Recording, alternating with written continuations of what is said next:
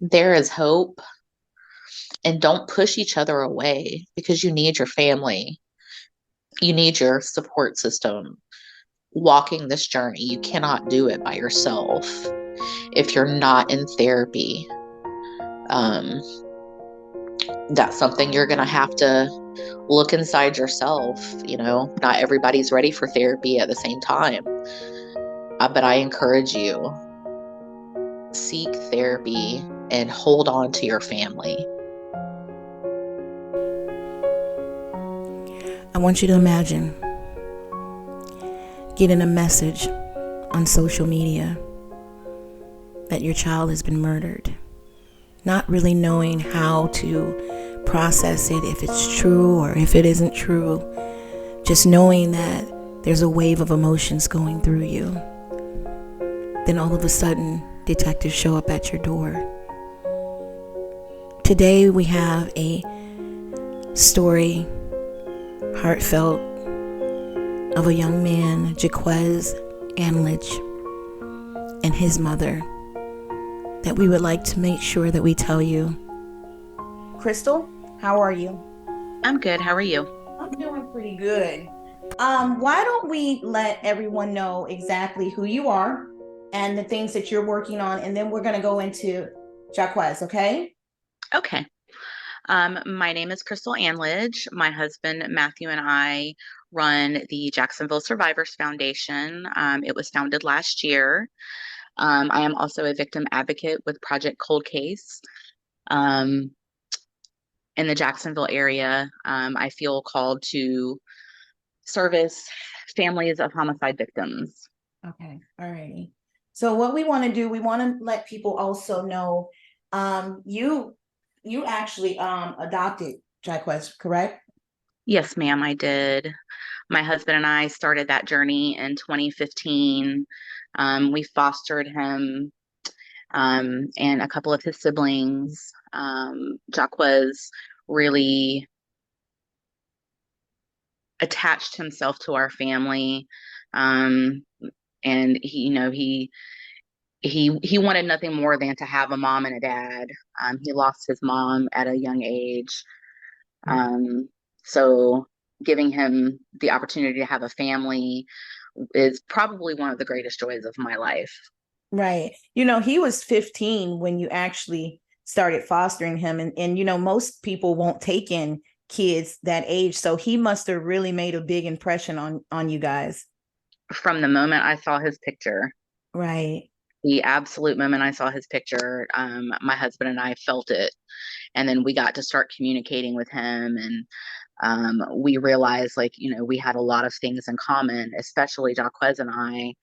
Um, and, he loved, like most men, young boys love sports. And he definitely found the right family with us. Right, right. So at what moment did you know that, hey, this kid has to belong to us forever now? Um, it was pretty much from the get-go. Okay. We had so many conversations on the phone in the beginning, just talking about life and things that we like to do. And he matched our energy, and he was just so eager to have a family. He had spent quite a bit of time in foster care, in and out of foster care, but the last time was over 1,300 days. Wow. All right. So most of the time when we have homicide victims, we don't get a chance to see exactly who they are. The news sometimes they only give a certain amount of time for you to do interviews, so we don't get to see who the people really are. And I want you to kind of let us know that what you describe him as. He was funny.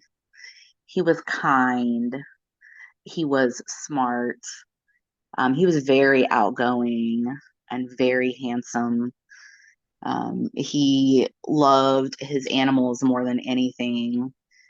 What He kind of loved them. animals? So we have dogs and we have a cat.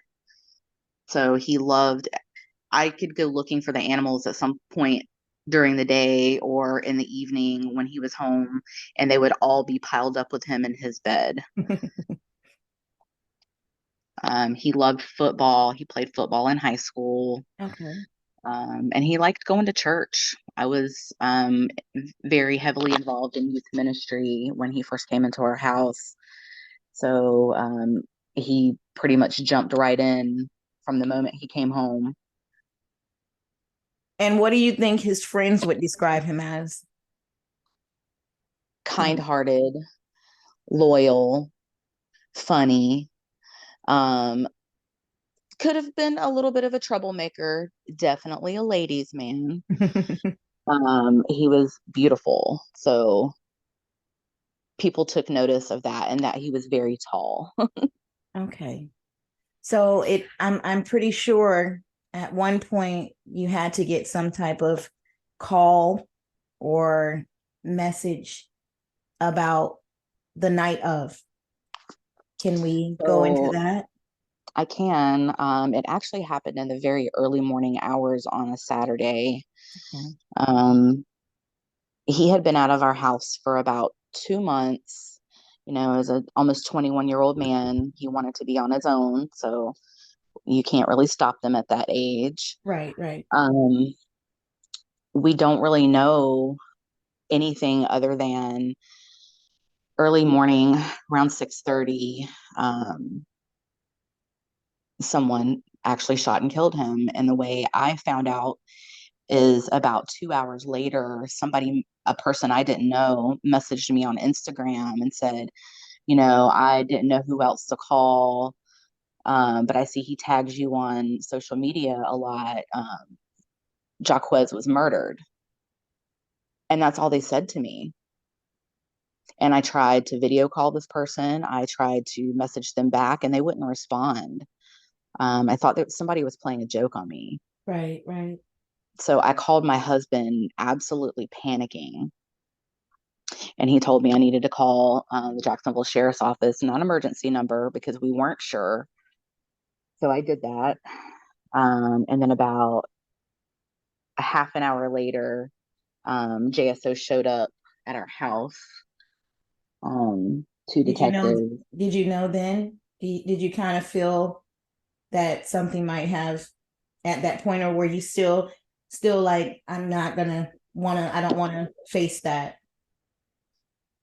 No, I knew why they were there. I was in my front yard actually with my niece, and my husband was on his way home from work, and I was talking to my sister-in-law when they pulled up, and I knew why they were there. I just had a sinking feeling when I saw the detective's car pull up, and then they started asking me questions. Did he have tattoos? How could we, how, or were there ways that I could identify him? Because this is also during COVID. Right. Um, COVID had just really started being a huge thing at this point. So that's how we identified him to begin with. And once, I verified some of his tattoos, the detective began to tell me what had happened, except for they don't know who. I want to kind of pause right now, and I want people to understand, um,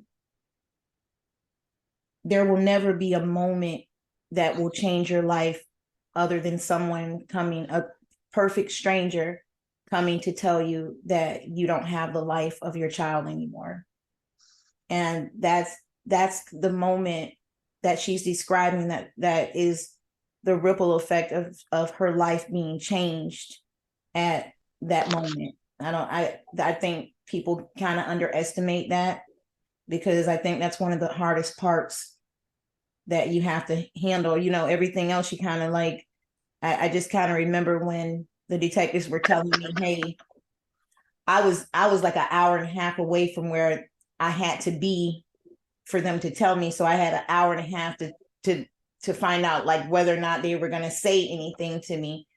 But there will never be a moment like when a detective comes and tells you that the loss of your child's life, and I just want to interject that, because I know that that's when you don't become Crystal anymore.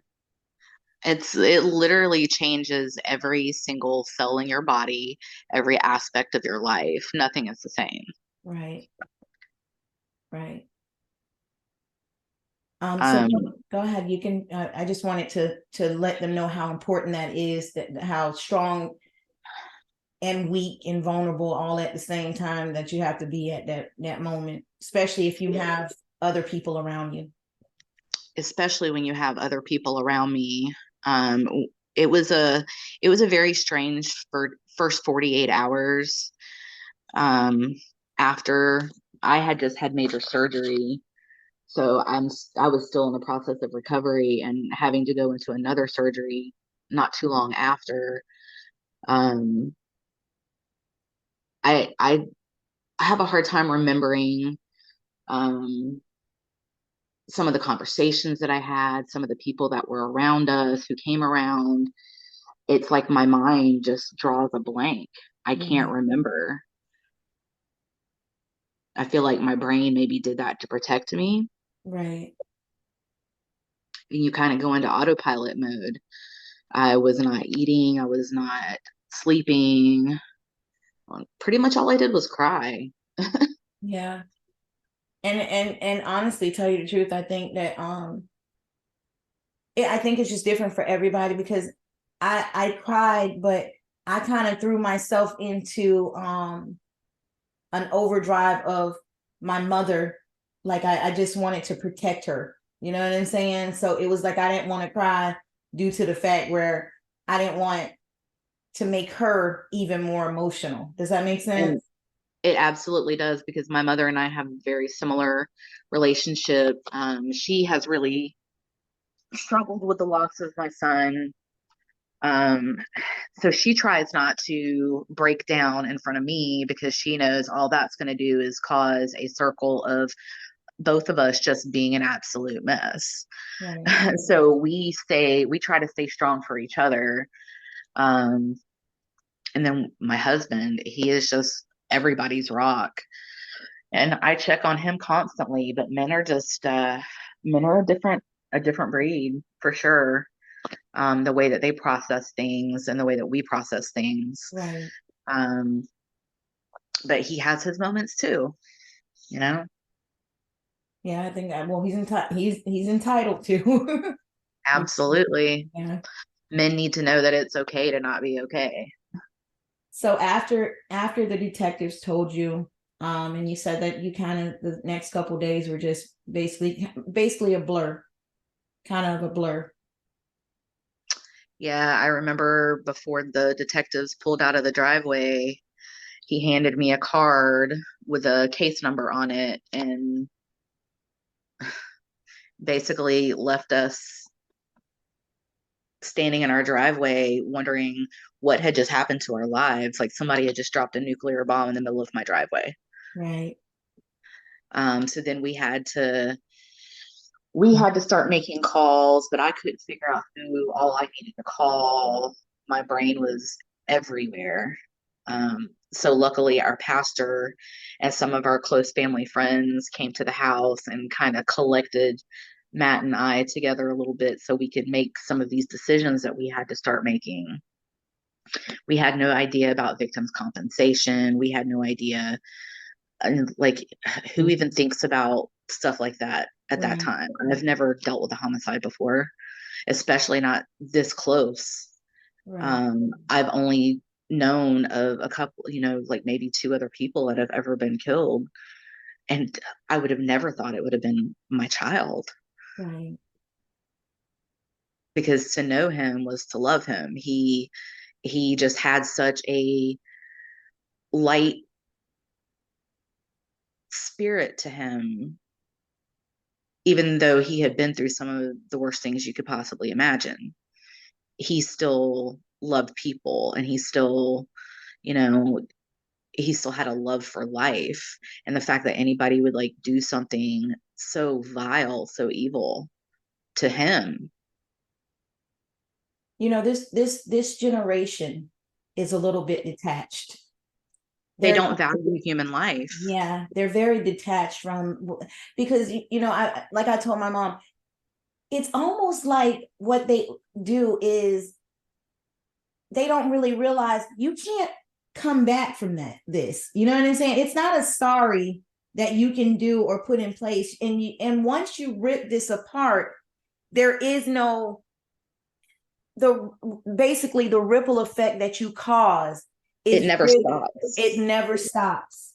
It never stops. And I don't really think that these young people know exactly, I lost my brother basically kind of mentally. I guess he just couldn't handle it. He just checked out. I don't have that. I don't have that anymore. You know what I'm saying? And we were close. I don't have that anymore. And they don't realize it. They don't just take one thing away from you. They take a string of things away from you. They take not only one of the most integral parts of our family, but they take away his future. They Yeah. take away my future. I'm never going to get to be a grandparent. Right. That hurts. Right.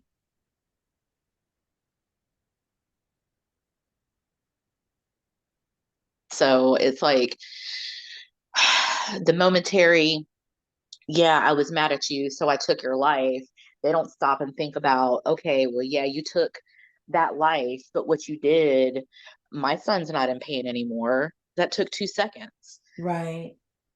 You transferred that pain onto us, and we didn't ask for this. Like, nobody asked for this. You didn't do that to my son. You did this to his family.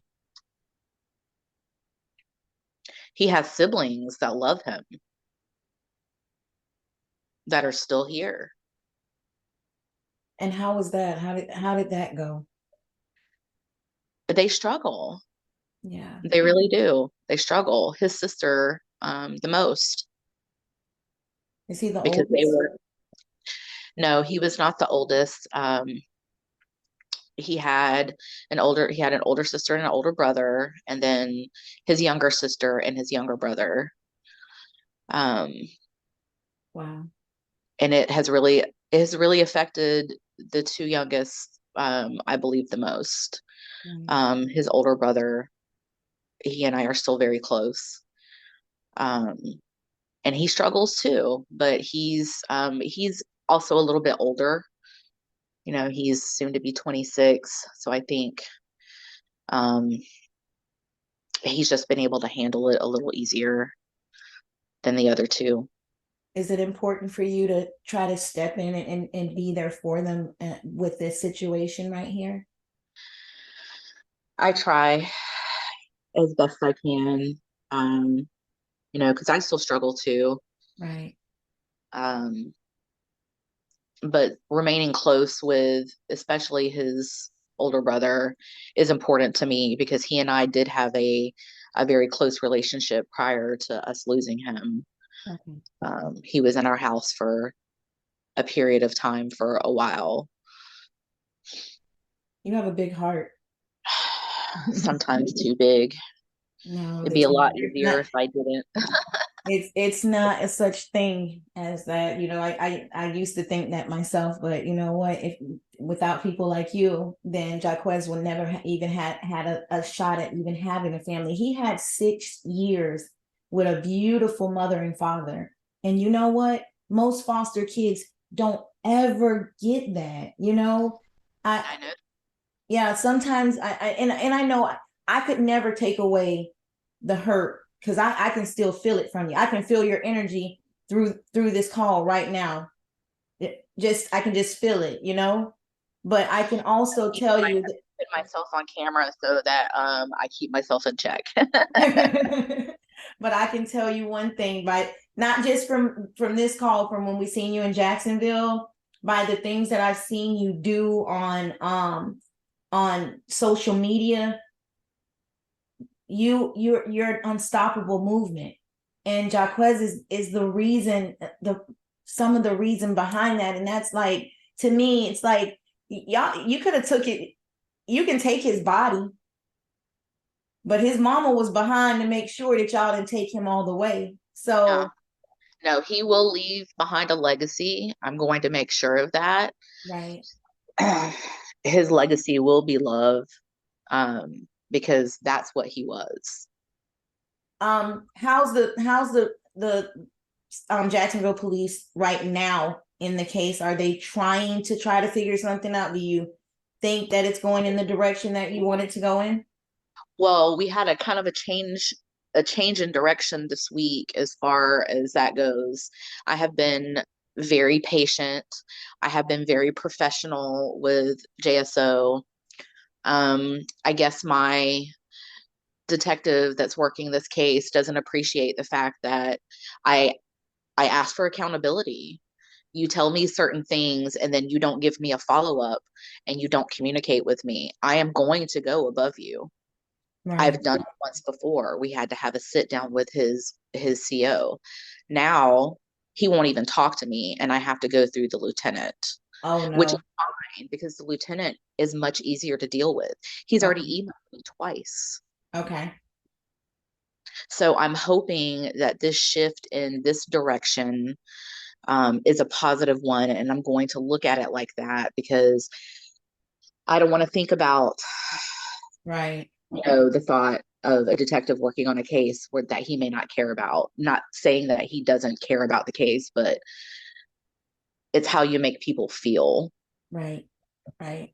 I was looking at some of the articles that you sent, 162 murders in Jacksonville in just 2022. That's an alarming rate.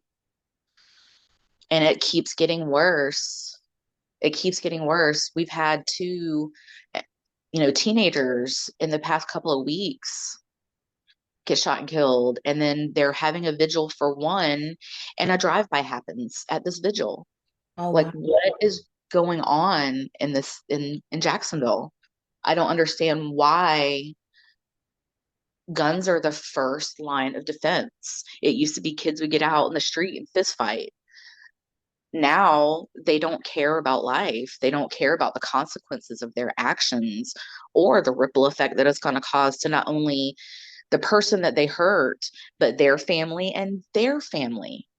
Do, They don't have a thought process when they're do you doing this. think that anybody wants to go visit their child in prison for taking somebody's life? Do you know what that does to a parent? Because I do. Right. I've seen it. I'm watching it every day. More and more families enter into this unfortunate community that we all now belong to that none of us want to be in, but we're here. Right. The best we can do is, and the most we owe our, the least we owe our kids is to stand up and fight.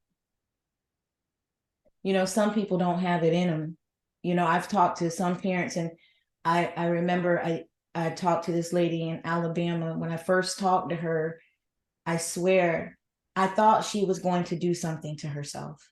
I literally thought she was going to end up, and I used to call her like just to make sure, because when you have stuff on your spirit like that, you don't want it to just, you know what I'm saying, and then all of a sudden something's happening and you haven't followed through. So Correct. after she actually was one of my first interviews that we did on the podcast. And when we got off that podcast, I told her, I said, you love your child. I was like, stop this from happening to anybody else, what you're feeling. She is an advocate that's working with politics now in Alabama to try to solve, because I guess Alabama's like outrageous now with homicides. So it's what I don't understand is COVID was an epidemic. They shut the country down because there were so many people dying. I just don't understand how this is not considered the same thing. There has to be something that's saying, hey, these are we were looking at Detroit. My husband's from Detroit. Detroit last year was at 306 people, just that city alone.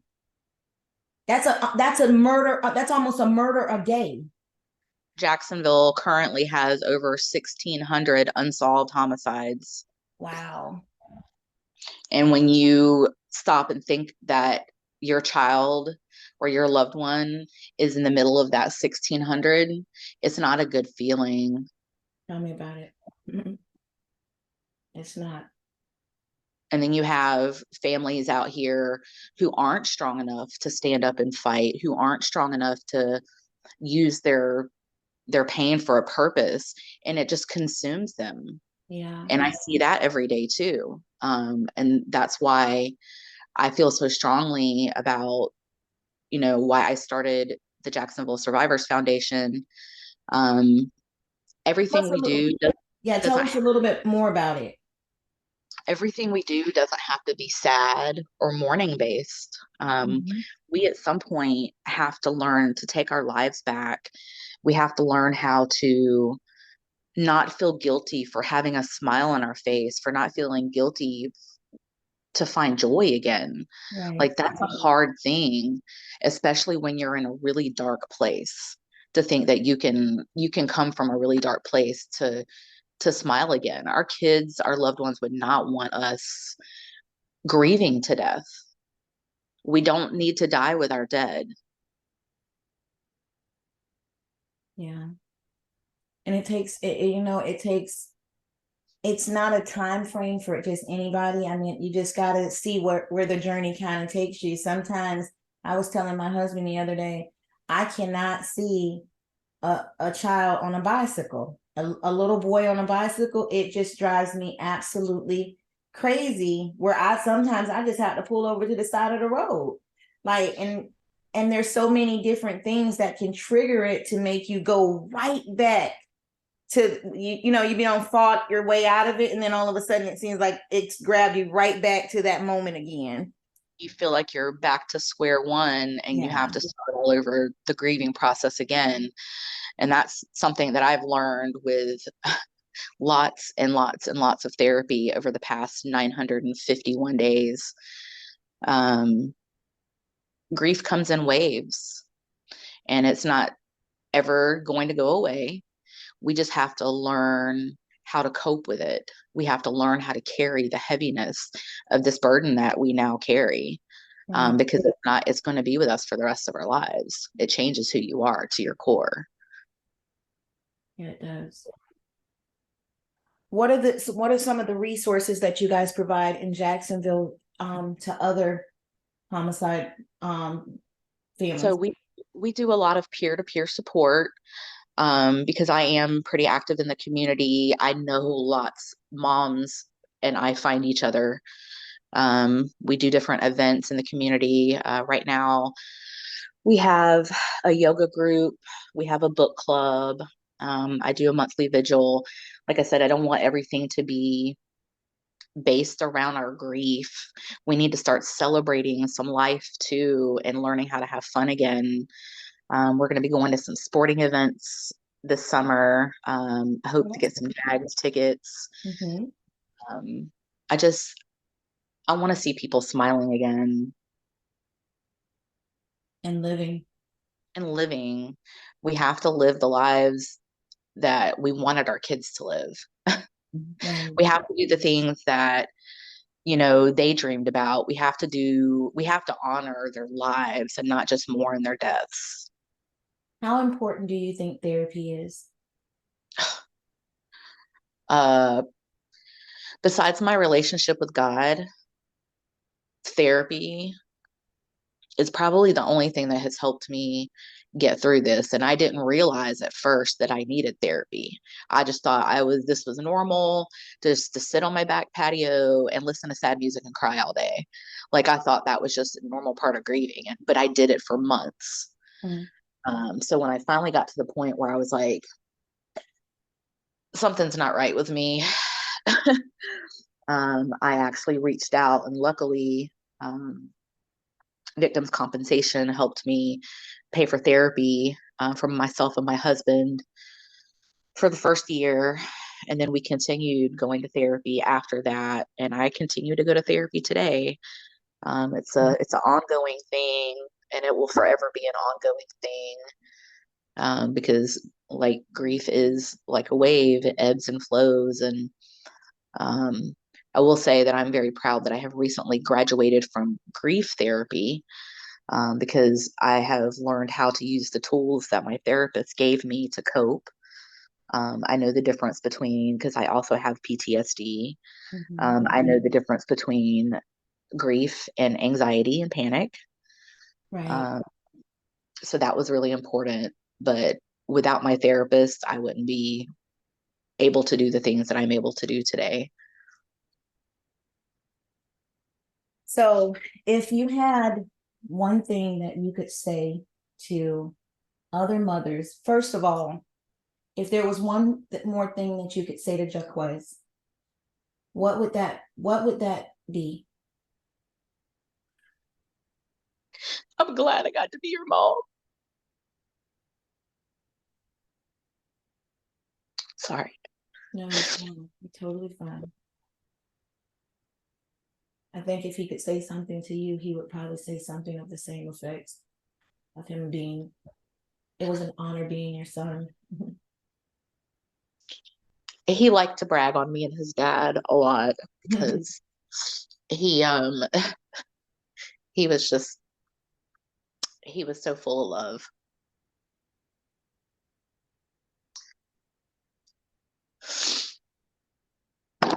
So if you had a chance, I always ask before we wrap up everything. There's women that's out there that's going through the same thing that you are, or not just women, fathers, aunts, uncles, all family members, period. I always think that we have a way to encourage them and inspire them. If there was something that you could say to them to keep them going just one more day, what would that be? There is hope, and don't push each other away because you need your family. You need your support system. Walking this journey, you cannot do it by yourself if you're not in therapy. Um, that's something you're going to have to look inside yourself. Not everybody's ready for therapy at the same time. But I encourage you, seek therapy and hold on to your family. Crystal, I thank you for being here with us today. I thank you for sharing Jaquez's story. I think that he's going to help many people because he has a fighting mother, and that really is important for them to at least have someone that's not going to give up. A lot of those homicide victims that's in Jacksonville right now, their parents really don't know what to do. They think that it's really crazy because in our communities now, it's almost becoming acceptable that this happens. And that's, It's not okay. yeah, that shouldn't be a thought process. That shouldn't be a thought process. If we put all 1,600 of those family members together, that's a force to be reckoned with, you know? Our children have the right to live. Our loved ones have a right to live. Nobody has the right to take their lives. Right. So this is Tawana Span with Missing Our Voices. This is the story of Jacquez Anlage and his mother, Crystal. We thank you so much for coming. And please tune in for our next stories that are going to come. Thank you.